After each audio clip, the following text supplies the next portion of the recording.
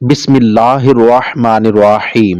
تاریخ کی کتابوں میں قوم عاد دو قوموں کو کہا جاتا ہے، عاد اولا اور عاد ثانیہ، اور ان دونوں میں 100 سال کا فرق لکھا گیا ہے۔ عاد ثانیہ کو قوم سمود کہتے ہیں اور قوم سمود کی طرف حضرت صالح علیہ السلام مبعوث ہوئے، جبکہ ہماری آج کی ویڈیو کا مرکز عاد اولا یعنی قوم عاد ہے، جن میں اللہ پاک نے حضرت ہود علیہ السلام کو پیغمبر بنا کر بھیجا۔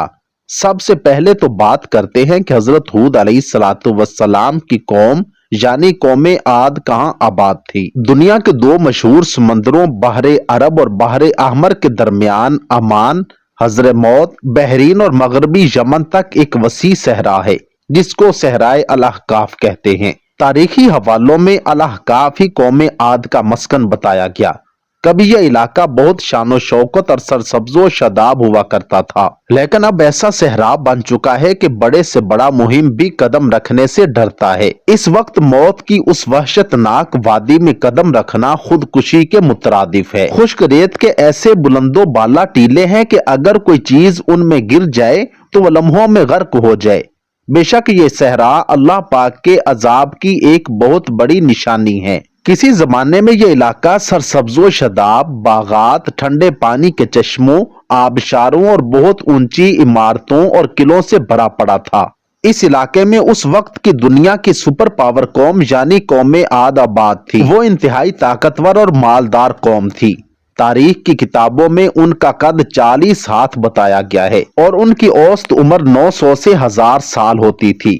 اللہ نے ان جیسی قوم دوبارہ پیدا ہی نہیں کی، ایسی قوم کہ جس میں کوئی بیماری نہ تھی، لوگ بڑھاپا نہ دیکھتے تھے، نہ ہاتھ پاؤں کمزور ہوتے تھے اور نہ ہی ان کی بینائی میں فرق پڑتا تھا۔ کہا جاتا ہے کہ اس قوم کا ایک بندہ ہمارے آج کے دور کے 1000 بندوں سے اکیلا لڑ سکتا تھا، یعنی ایسی طاقتور قوم نہ پہلے تھی اور نہ ہی بعد میں پیدا کی گئی۔ قوم عاد کی طاقت کی ایک نمایاں خوبی یہ تھی کہ اگر کوئی مرد عورت کے ساتھ ایک دفعہ ہم بستری کر لیتا تو وہ عورت ایک ہی بار میں حاملہ ضرور ہو جاتی تھی۔ اسی خوبی کی وجہ سے وہ قوم بہت زیادہ پھیل گئی تھی۔ اللہ پاک قرآن مجید فرقان حمید میں فرماتا ہے، ان جیسی کوئی قوم اور ملکوں میں پیدا نہیں کی گئی۔ ہود علیہ السلام کو یاد کرو جب انہوں نے اپنی قوم کو احقاف میں ڈرایا۔ اس آیت مبارکہ میں قوم عاد کے مسکن احقاف کی بھی تصدیق ہوتی ہے۔ قوم عاد میں 13 قبیلے تھے۔ حضرت علامہ جلال الدین سیوطی رحمۃ اللہ علیہ لکھتے ہیں کہ قوم عاد ایک طاقتور، بہادر اور بت پرست قوم تھی۔ قوم عاد ہی وہ قوم تھی جس نے طوفان نوح کے بعد سب سے پہلے بت کی پوجا شروع کی تھی۔ بت پرستی میں پڑنے کے بعد اس قوم نے کفر و شرک اور ظلم کی حدیں پار کر دی۔ معاشی لحاظ سے وہ قوم ایک سپر پاور تھی، لیکن پھر انہوں نے پتھر کے خدا بنا لیے اور گمراہی، جہالت، بے حیائی، جھوٹ اور زنا جیسے گناہوں میں ڈوب گئے۔ وہ لوگ جب کسی غیر عورت سے زنا کرتے تو زنا کرتے کرتے ہی اس عورت کو مار دیتے تھے۔ انہی بدعمالیوں کی وجہ سے اللہ پاک نے انہی میں سے اپنے ایک نیک بندے حضرت ہود علیہ السلام کو پیغمبر مبعوث فرما دیا۔ ارشاد باری تعالیٰ ہے، اور ہم نے قوم عاد کی طرف ان کے بھائی ہود علیہ السلام کو بھیجا۔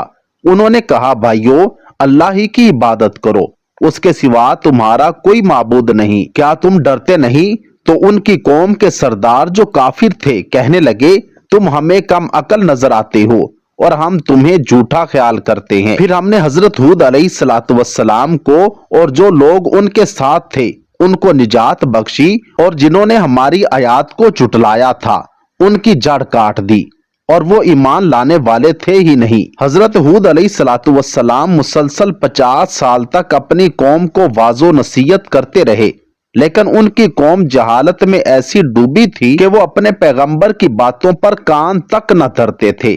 قوم عاد کے 2 قبائل کلمان اور خلجان ایسے تھے کہ جن کے پاس پوری قوم کی سرداری اور حکمرانی تھی۔ جب حضرت ہود علیہ السلام مبعوث ہوئے تو کلمان قبیلے نے آپ کی مخالفت کی، لیکن قبیلہ خلجان حضرت ہود علیہ السلام کی دعوت حق پر لبیک کہتے ہوئے ایمان لے آیا، اور اس طرح حضرت ہود علیہ السلام کی طاقت میں اضافہ ہو گیا، اور لوگ جو آپ کی جان کے دشمن بنے ہوئے تھے وہ سب قبیلہ خلجان کی وجہ سے حضرت ہود علیہ الصلوۃ والسلام سے دور ہو گئے۔ اس قبیلے کے علاوہ کوئی بھی حضرت ہود علیہ الصلوۃ والسلام پر ایمان نہ لایا، بلکہ وہ سب قوم حضرت ہود علیہ الصلوۃ والسلام کو جھوٹا کہہ کر پکارتے تھے، جسے قرآن کریم نے یوں بیان کیا۔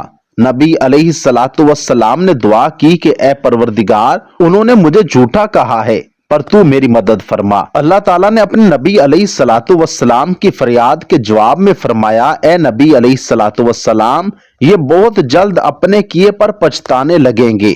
اللہ تعالیٰ نے نبی علیہ الصلوۃ والسلام کی دعا قبول فرمائی اور قوم عاد پر عذاب کی ابتدا ہو گئی۔ بادلوں کے فرشتے کو حکم دیا کہ اب بارش نہ برسائی جائے۔ چشموں کے فرشتے کو حکم دیا کہ ان کے ٹھنڈے، میٹھے اور شفاف پانی سے لبریز چشموں اور آبشاروں کو خشک کر دو۔ چنانچہ دیکھتے ہی دیکھتے ان کے سرسبز و شاداب کھیت و کھلیان سوکھنے لگے اور مویشی مرنے لگے، یہاں تک کہ لوگ پینے کے پانی تک کو ترسنے لگے۔ کثیر تعداد میں پیدا ہونے والے پھل اور اناج ناپید ہو گئے۔ پوری قوم خشک سالی کا شکار ہو کر بدحال اور پریشان ہو گئی۔ یہ سلسلہ مسلسل 3 سال تک جاری رہا۔ حضرت ہود علیہ الصلوۃ والسلام سے اپنی قوم کی یہ پریشانی دیکھی نہ جاتی تھی۔ آپ علیہ الصلوۃ والسلام بہت افسردہ اور پریشان رہتے، اور پھر ایک دن انہوں نے اپنی قوم سے فرمایا، اے میری قوم کے لوگوں، تم اپنے پالنے والے سے بخشش مانگو، اس کے آگے توبہ و استغفار کرو، وہ تم پر آسمان سے موسلا دھار بارش برسائے گا اور تمہاری طاقت و قوت میں اضافہ فرمائے گا، اور دیکھو گناہ گار بن کر روگردانی نہ کرو۔ حضرت ہود علیہ الصلوۃ والسلام سے پھر ان کی قوم کہنے لگی، اے ہود علیہ الصلوۃ والسلام، تم ہمارے پاس کوئی دلیل تو لائے نہیں، اور ہم صرف تمہارے کہنے سے نہ اپنے معبودوں کو چھوڑنے والے ہیں اور نہ تم پر ایمان لانے والے، بلکہ ہم تو یہ سمجھتے ہیں کہ ہمارے کسی معبود نے تمہیں آسیب زدہ دیوانہ کر دیا ہے۔ عذاب الہی کے ابتدائی مراحل ہی میں خشک سالی نے قوم عاد کی حالت بدتر کر دی، چنانچہ ان کے سرداروں اور دانشوروں نے اس سے نجات پانے کے لیے مختلف تدابیر پر غور و غوض شروع کر دیا۔ دوستو، قابل ذکر بات یہ ہے کہ پہلے والی قوموں میں مشہور تھا کہ جب بھی کوئی مشکل کسی بھی قوم پر آتی تو وہ بیت اللہ شریف کا ہی رخ کرتے تھے، جس سے ان پر سے وباؤں کا خاتمہ ہو جاتا تھا۔ قوم عاد کے بزرگوں نے بھی فیصلہ کیا کہ بیت اللہ جایا جائے، چنانچہ 90 افراد پر مشتمل ایک وفد حجاز مقدس کی طرف روانہ ہوا۔ مکہ مکرمہ میں اس وقت قوم عمالقہ کی حکومت تھی اور ان کا سردار جرار بن طارق تھا۔ کہا جاتا ہے کہ جرار بن طارق کی بیوی قوم عاد میں سے تھی، اس لیے جیسے ہی قوم عاد کا وفد مکہ شریف پہنچا تو جرار اور اس کی بیوی نے ان کی بہت خدمت کی اور شراب و شباب کی محافل کا انعقاد کیا گیا۔